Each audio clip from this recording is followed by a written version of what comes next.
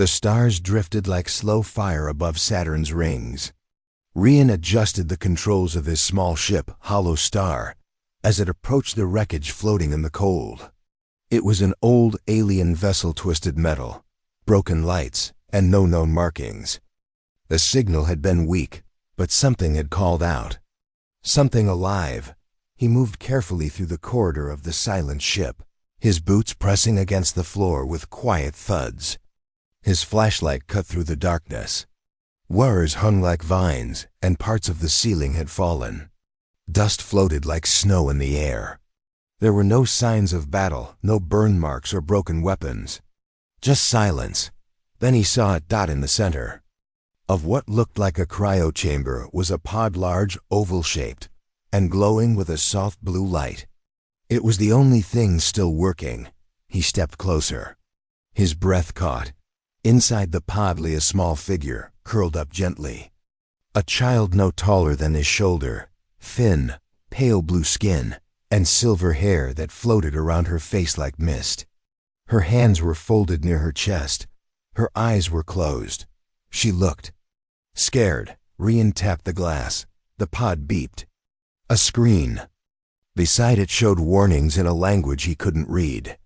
One symbol blinked red. He scanned the signals. The pod was losing power. His hand hovered over the release switch. He hesitated. He should call command. Any alien life had to be reported. That was the rule. That was the law. But something in him whispered, "Don't let her die alone." He pressed the switch. The pod hissed open slowly. Cold steam rose into the air. The girl stirred. Her eyes blinked large, pale violet. She gasped softly, looking around in confusion. When she saw Rian, she backed away inside the pod. Trembling like a leaf, Rian raised his hand slowly. "It's okay," he said softly. "I'm not here to hurt you." She looked at him, afraid, unsure. Her lips moved, but the sound she made was not in any language Rian had ever heard. It was soft, almost like a song. Rian took off his helmet. "See, I'm just human." He reached into his pack and pulled out a thermal blanket. He offered it to her. She didn't move, so he gently wrapped it around her himself. She didn't resist, but her eyes stayed wide. Watching, waiting. "I'll call you Lyra," he whispered. "Until you can tell me your name." He lifted her into his arms. She was light, too light. Cold, too. Her fingers clutched at his suit weakly. As he carried her back to Hollow Star, the ship behind them gave a slow creak, like it was sighing its last breath. Rian sat her down on the medical bench and connected her to his scanner. The results were strange. Her body wasn't fully biological. There were parts inside her that weren't natural, some kind of advanced tech, fused with her bones and nerves. Like she was part machine. He frowned. "What are you?" She looked up at him again. Then her eyes flicked to the screen. A new symbol appeared, one that matched the red warning from her pod. It looked like a sharp, black shape with two hollow eyes. Then the ship's radar beeped. Rian turned to the console. A ship was coming, fast. No ID, no signal. Its shape looked like a dark arrowhead, flying through space like a ghost. Its energy signature was cold and unnatural. Lyra began to shake. She covered her ears and whimpered. Rian looked back and realized she wasn't just afraid, she was terrified. He quickly pulled the ship away from the area and punched in a random course, somewhere quiet, somewhere hidden. The engines roared. The stars turned. The dark ship didn't follow. Rian sat beside Lyra as she curled into a ball on the bench. The blanket pulled tight around her. He didn't know what she had escaped from, or why someone or something wanted her. But he knew this much. He wasn't giving her up. The stars outside the window moved slowly as Hollow Star drifted in quiet space. Rian sat beside the control panel, eyes watching the radar every few seconds. But there was no sign of the dark ship. Behind him, in the small resting area, Lyra sat wrapped in a thick blanket. Her eyes followed Rian with a mixture of fear and curiosity. She hadn't spoken any real words, only soft sounds that reminded him of wind through trees or humming wires. He brought her a small bowl of warm broth. "Eat," he said gently. She looked at it, then at him, unsure. Finally, slowly, she took the bowl with both hands and sipped. A small, almost invisible smile touched her lips. Rian let out a breath. "That's better." He sat across from her. "You don't understand me, do you?" She tilted her head, like she was trying to read his meaning through his eyes. Then, suddenly, she moved her fingers in the air, drawing shapes, dot lines, circles, a small star. Then, a black shape. Her hand stopped. Rian stared. "That's the thing that chased you, right? That ship?" She nodded slowly. He went to the console and pulled up the scan data from before. The dark ship had no known design. Its energy was strange cold, like it was made of shadows. It didn't even use regular engines. It drifted through space like a dead fish, but it moved with terrifying speed. He looked back at her. "Who are they?" She pointed to her own chest, then used both hands to make a gesture like something breaking apart. "Her people. Destroyed." Rian felt a chill run through him. "I'm sorry," he said, voice low. "I wish I could fix that." Lyra looked down. A soft tear rolled down her cheek. Suddenly, the radar beeped. Rian rushed to the panel. "No," he whispered. A signal, the same energy pattern. The dark ship was tracking them again, but this time it was moving slower, like it was watching. Not chasing. He didn't wait. He jumped into the pilot's seat and activated the stealth drive. The ship vanished from normal scans and slipped into a quiet lane between gravity fields. It wouldn't last long, but it might give them time. Lyra walked quietly to his side. She stood beside his chair, one hand on the backrest, the other pressed to her own chest. "I won't let them take you," Rian said. She looked at him with wide eyes. Then she touched her forehead to his shoulder. "Just for a second. A thank you." They arrived at an old mining station near the edge of the asteroid belt. Rian used to visit it years ago for fuel and spare parts. Now it was empty, shut down after. The company went bankrupt. The place looked dead, but its walls were strong and thick, perfect for hiding. He parked Hollow Star inside one of the covered docks and began powering down non-essential systems. Lyra walked slowly around the ship, exploring. She stopped beside a small mirror on the wall and stared at her reflection for a long time. "Do you remember anything?" Rian asked. She didn't answer, but she looked at her reflection, then drew on the dusty wall with her finger. A circle. A line through it, then 3 dots. Rian took a picture of it. "Maybe I can show this to someone." That night, while Lyra slept curled in a blanket, Rian sent a secret message to a friend. Bren, an old engineer who lived in a junk city orbiting Neptune, found someone. "Not human, looks young, scared, being chased, need your help. Don't tell anyone." He stared at the screen. He knew what he was doing was against every law in the galaxy. But something inside him said this was right. A soft sound made him turn. Lyra had woken. She walked to him, holding something in her hands. It was a small chip from her pod about the size of a coin. She placed it in his hand and looked at him. With hope, he scanned it with his tool. The device buzzed, lights flashing wildly. It showed encrypted memory data, millions of lines of unknown code and ancient signals. Rian looked at her, stunned. "You're more than just a survivor, aren't you?" Lyra didn't speak, but her eyes said everything. She wasn't just running from something.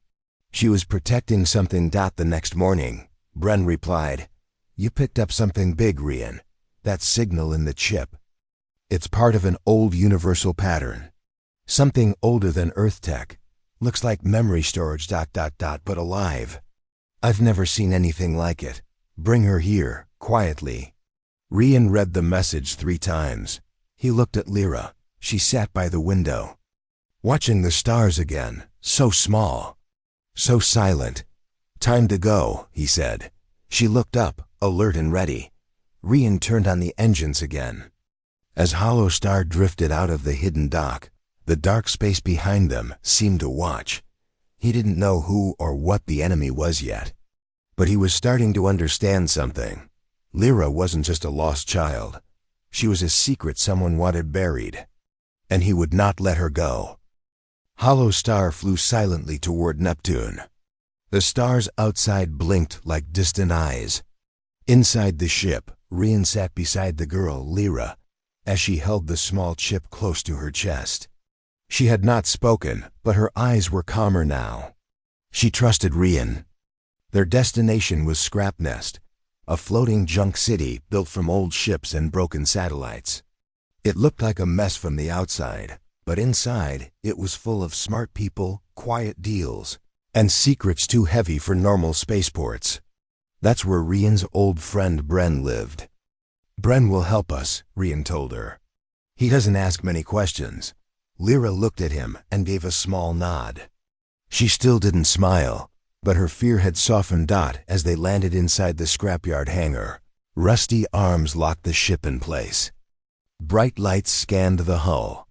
A small door opened, and a man with thick goggles stepped out, waving a spanner in one hand. Still flying that bucket, Rian? The man called. Still living in this junk pile? Rian answered with a grin. The two men shook hands.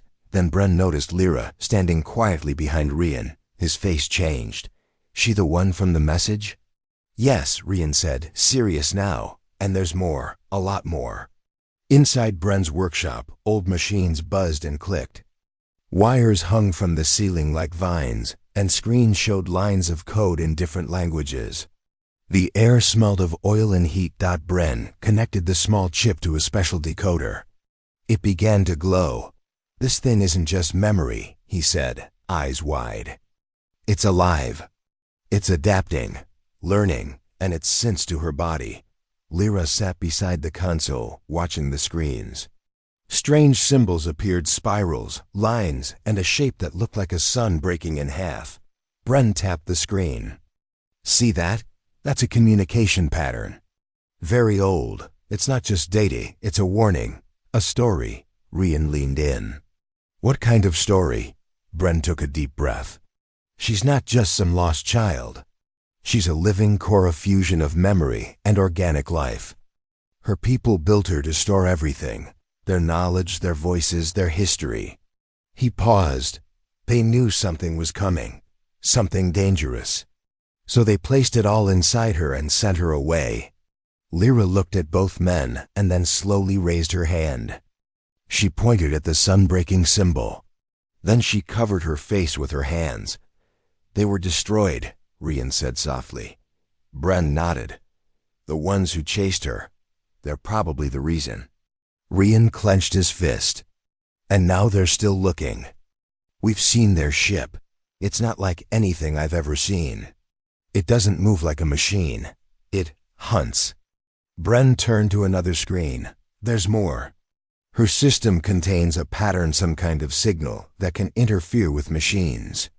I don't fully understand it yet, but it's connected to emotions, especially strong ones. Emotions? Rian asked. Yes, fear, grief, love, hope. It's like her system absorbs them and stores the energy. Maybe that's what they fear. Maybe that's what can stop them. Rian looked at Lyra. She sat still, eyes closed, fingers gently tracing the metal edge of the console. You're saying she has a weapon inside her? Rian asked. Bren shook his head. Not a weapon. A message. One powerful enough to shake certain machines, or maybe certain enemies. But if we activate it, it could hurt her. Maybe even destroy her. Her system is already weak. Rian stood up, his voice sharp. Then we don't use it. Bren looked at him. You might not have a choice, Rian. If they find her again, I'll protect her, Rian said. There has to be another way. Later that night, Rian found Lyra sitting on the ship's wing, looking up at the stars through the open dome of the hangar. She held a small glowing crystal in her hand, something she had taken from the console. He sat beside her. You understand more than we think, don't you? She nodded slowly. "I won't let anyone take you," he said. "Even if the whole galaxy is chasing us." She looked at him, then pointed to herself, then to him. Finally, she pointed to the stars. "Together?" he asked. She smiled. "Just a little." Suddenly, a loud alarm rang through the base. Bren's voice came through the speaker. "Rian!" "Incoming." "Signal, same energy as before. It found you again." Rian stood quickly, grabbing Lyra's hand. "Back to the ship now." They rushed to the cockpit. Bren ran behind them with a small device. "Take this," he said. "It's a memory backup. If something happens to her, it might still hold part of the signal." Rian nodded and started the engines. Outside, in the black of space, the dark ship appeared again. Its body was quiet, but its presence was loud, a crushing silence that made the air feel heavy. It didn't fire. It just hovered. Lyra sat in her chair, breathing fast. Her hands shook. "We're not giving up," Rian whispered. "Not tonight." He punched the engines and flew into the asteroid field nearby, dodging rocks and spinning debris. The dark ship followed, slow and steady. Inside the chaos, Rian flew deep into a hidden cave, a trick he learned during his early mining days. The ship hid there, silent. The dark ship passed, still searching. After some time, it vanished again. Rian leaned back, sweat on his forehead. Lyra reached out and gently touched his arm. They had survived. The hollow star floated in the shadows of a quiet asteroid cave. Rian sat in the pilot seat, eyes on the radar. There was no sign of the dark ship, not anymore. But he knew better than to relax. That thing never gave up. Lyra sat quietly beside him, holding the memory crystal Bren had given them. Its soft glow lit up her face. She looked tired, but calm. The fear in her eyes had become something else, something stronger. Trust. They stayed hidden for hours. Rian didn't speak much. His mind was full of questions. What were they really protecting? Why was Lyra so important? And how long could they keep running? The silence was broken by a beep, a message. Rian tapped the screen. It was from Earth's Defense Union. "Rian Hale, your vessel has been tracked crossing several off-limit zones. We have been informed you are in possession of a non-registered alien life form. Return to Earth immediately. Do not attempt to hide. This is your final warning." Rian stared at the message. "They found out," he said quietly. Lyra looked up at him, sensing something wrong. He didn't hide the message. He let her see it. She touched the screen gently, then looked back at Rian with sad eyes. "They want to take you," Rian said. "But I won't let them." Rian turned the ship toward Earth. He had a plan. Not to surrender, but to tell the truth. The whole truth. He sent out a secure broadcast through underground networks and neutral news channels. "My name is Rian Hale. I am a salvage pilot. I found a young alien girl inside a broken ship near Saturn. She is not dangerous. She is not a weapon. She is the last memory of a race that no longer exists.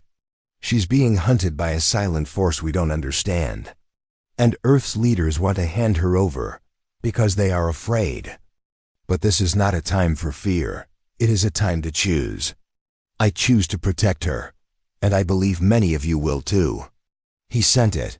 Then he waited. At first, there was silence. No reply. No response. But then one voice spoke, then another. Then hundreds, then thousands. Messages came pouring in. "We stand with you, Rian. Don't let them take her. Let her stay. She's one of us now. She's just a child." Some were angry, some were afraid, but most were hopeful. For the first time in years, Earth wasn't talking about war or fear.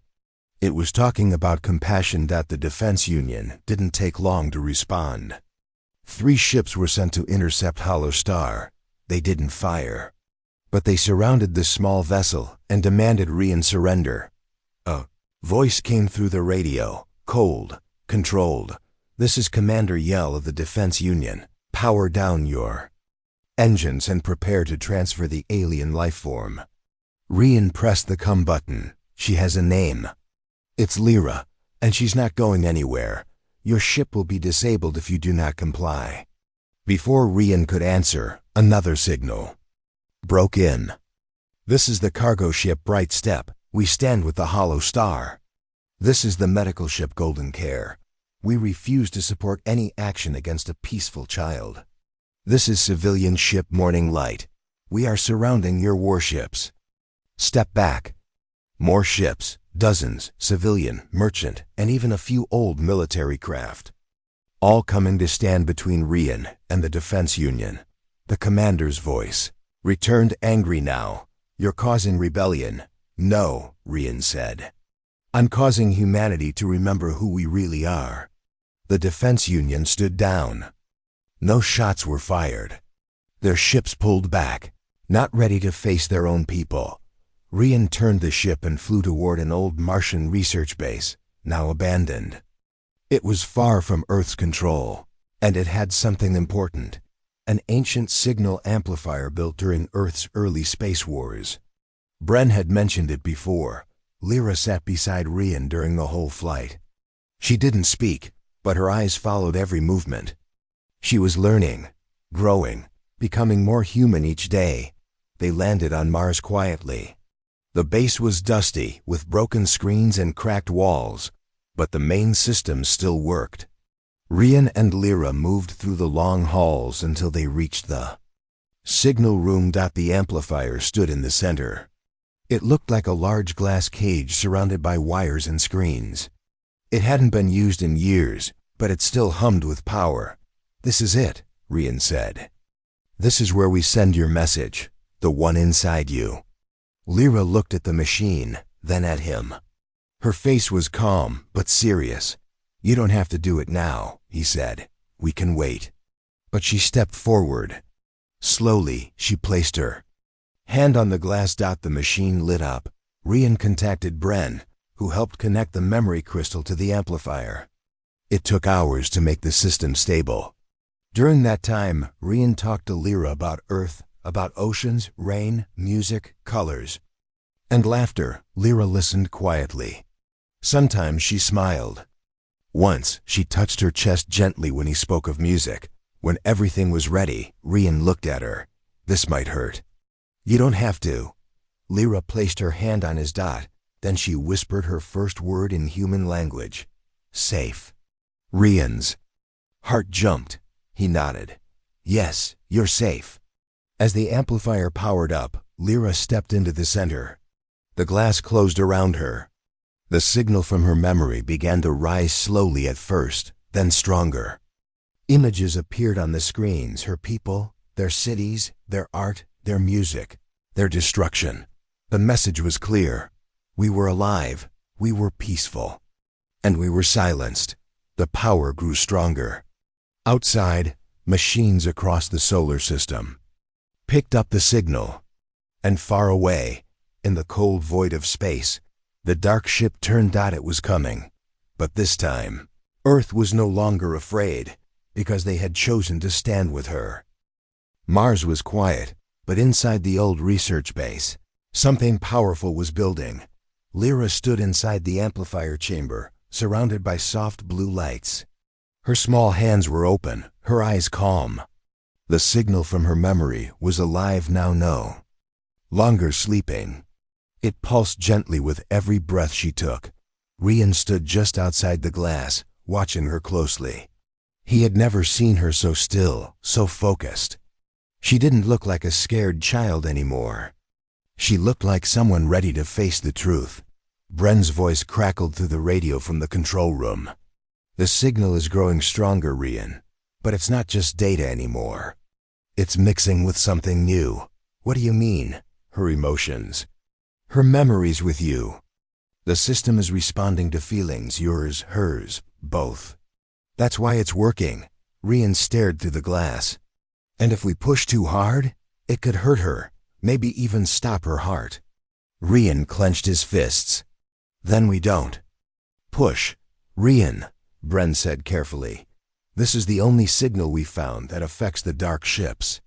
If we want to protect her, and the rest of us, we have to send it out. Rian turned to Lyra. Do you want this?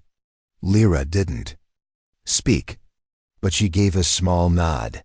Then she placed her hand on the side of the glass, right where his hand had rested so many times before. Rian sighed. Then we do it together. Outside the base, early warning systems lit up. A shadow had entered the orbit of Mars. A ship with no voice, no lights, and no sound. It didn't speak in language. It spoke in presence. The same dark vessel that had chased them through the stars was here. It floated above the red planet like a storm waiting to fall. From space.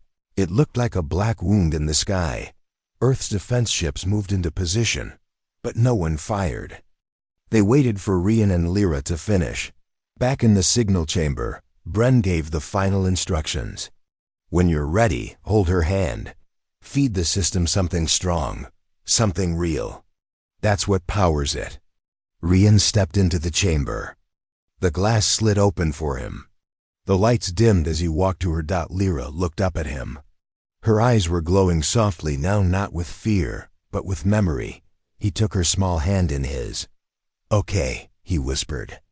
Let's show them what they couldn't destroy. The machine read Rian's thoughts, his feelings. Images flashed. His childhood on Earth. His first spaceflight. The day he lost his brother in a mining accident. The day he found Lyra floating in that silent pod. The machine took it all. Every grief, every hope, every moment of love and loss. Lyra's hand tightened in his. The signal burst into life. It wasn't just light or sound. It was something deeper, something that moved through space like a wave of human soul. Across the solar system, satellites trembled. Defense ships paused in their flight paths.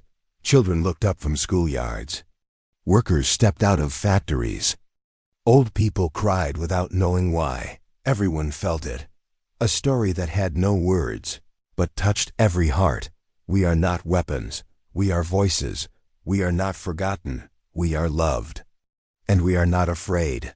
The dark ship responded. It moved downward, toward the base, its edges folding like wings. But it didn't fire. It pulsed, trying to silence the signal. The signal fought back. Lyra's body shook, and Rian held her tighter. Her heart raced. Her skin glowed with soft energy. Her voice, so quiet for so long, rose in a humming sound. It wasn't language, but it was music, clear and peaceful. The dark ship twitched in the sky. Sparks appeared on its surface. Its smooth body cracked in places. The silence inside it was breaking. Bren shouted through the speaker, "It's working! Rian, the signal is burning through their systems." But inside the chamber, Lyra's knees buckled. Her body was weakening. Lyra. Rian caught her, holding her gently. She looked up at him. Her lips trembled. He could see it in her face. She was giving everything. "No," he said. "Not like this. Don't go." She closed her eyes, and a tear slipped down her cheek. Rian pressed his forehead to hers. "You are not alone." The machine picked up his words. His voice, his pain, his care. It amplified them. One final burst of signal exploded from the amplifier. It spread across Mars, then into space, washing over the dark ship like a rising tide. Black vessel shook violently. Its shape cracked. Lights inside flickered. It made no sound, but the silence was broken. Then it vanished. No explosion. No fire. Just a silent collapse, like shadow folding into itself. Gone. Back in the chamber, Rian held Lyra in his arms. She was still. Her eyes closed. Bren rushed in, scanning her. Her pulse was faint. Her breathing slow. "She's alive," Bren said. "But just barely." Rian held her close, whispering again and again, "You're safe. You're safe. You're safe." And in that moment, she opened her eyes again, small, bright, alive. Earth's people watched from far and near. They had seen something more powerful than war, a signal made of memories, a song built from feelings, and a child who changed everything. just by being held. The sky over Mars was quiet. The dark ship had vanished, but no one on the base moved. The signal had stopped. The lights inside the amplifier faded slowly. Only the sound of soft breathing and the hum of cooling machines remained. Rian still held Lyra in his arms. Her small body felt lighter than ever. She was pale, her skin glowing faintly like fading starlight. Her eyes were open, but she wasn't speaking. "Lyra," he whispered. "Stay with me." Her fingers curled around the front of his jacket weakly, but with purpose. Bren ran into the chamber holding a medical scanner. He knelt beside them and checked her vitals. "She's stable," Bren said after a tense moment. "But she needs rest." That signal used everything she had, and you too, Rian. Rian didn't care about himself. "We did it, didn't we?" Bren looked at the sky through the broken window above them. "One of their ships is gone." The signal worked. But that wasn't the end. Rian slowly stood up with Lyra in his arms. "Then we'll be ready." News of the event spread across the solar system. People shared images of the dark ship before it vanished. They talked about the signal that touched their hearts. Messages poured in from Earth, moon bases, and deep space colonies. Some people cried, some people celebrated, and many simply whispered the same words. "We heard her." In the following days, Rian and Bren stayed hidden in the Martian base. Earth's defense union sent ships to observe, but they didn't try to take Lyra again. Too many people were watching now. The world had changed. Lyra remained quiet, but stronger each day. She began walking again, slowly. Her energy returned bit by bit. One evening, Rian found her sitting outside the base on a smooth rock, staring at the stars. He sat beside her, pulling his coat tight. "You were brave," he said. She looked at him. Then she pointed up toward a bright cluster of stars. "What is it?" Rian asked. Lyra raised her hand and drew a shape in the air with her finger. A circle with a crack running through it. The same symbol she had drawn before. "My home," she said softly. Rian turned to her in surprise. It was the first real sentence she had spoken in his language. He smiled gently. "I'd like to know more about it someday." Lyra gave a small nod. "You will." Back inside the base, Bren was building something. "It's a shield emitter," he explained, "based on the signal we just used. If they come again, this could block them. But I need more data from Lyra's core." Rian looked unsure. "She's still recovering." "I'll ask her first," Bren said. "No pressure." To their surprise, Lyra agreed. She placed her hand on the machine. It lit up instantly. No pain, no fear, just energy pure and calm. The system began to learn from her. "She's teaching it," Bren said, amazed. "She's not just memory now, she's becoming something new." But peace didn't last.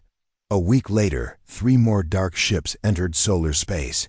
One over Jupiter, one near Uranus, one just beyond Earth's orbit. They didn't fire weapons. They didn't send messages. They just hovered, watching, all across Earth. Alarms rang out. Fleets prepared. Panic began to grow, but people remembered what had happened on Mars.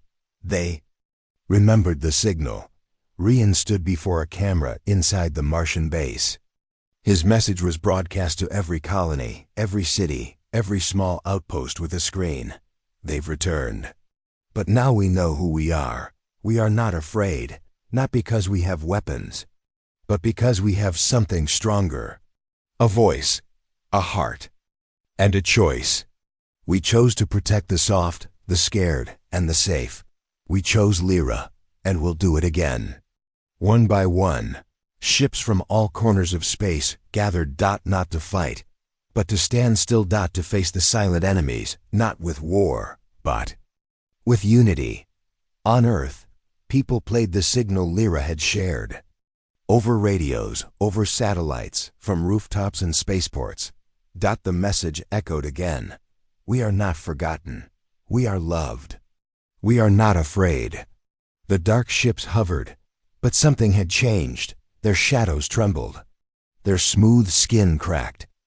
Again, they had never been faced like this before, not with missiles, but with meaning. The first one disappeared quietly. Then the second. Then the third gone without a sound, without a fight. Back on Mars, Rian found Lyra again, sitting quietly. With the signal crystal in her hands. "They heard you," he said. "The whole galaxy heard you." Lyra looked at him. Then she leaned against his side and whispered, "I'm not scared anymore." Rian put his arm around her shoulders. "You never have to be scared again," he said. The battle was over. But not with fire or force. It ended with stillness, with memory, with something only humans could offer, a choice to protect what was soft, to hold what was scared, and to make it feel safe. The red dust of Mars settled softly around the old research base. The sun's pale light stretched across the horizon, painting the sky with soft shades of orange and pink. Rian stood beside Lyra, watching the stars begin to shine in the evening sky. The air was calm, filled with the quiet sounds of a world healing. Lyra looked different now. Her silver hair caught the light like a shimmer. Her eyes held a new strength, a mix of hope and peace. She smiled, a small but genuine smile.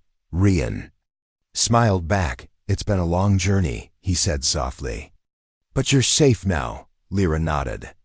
"Because you held me like a secret, soft, scared, and safe." Rian reached out and took her hand gently. "You never have to be scared again." Life on Mars had changed since the signal. People came from Earth and the colonies, not to fight, but to learn, to listen.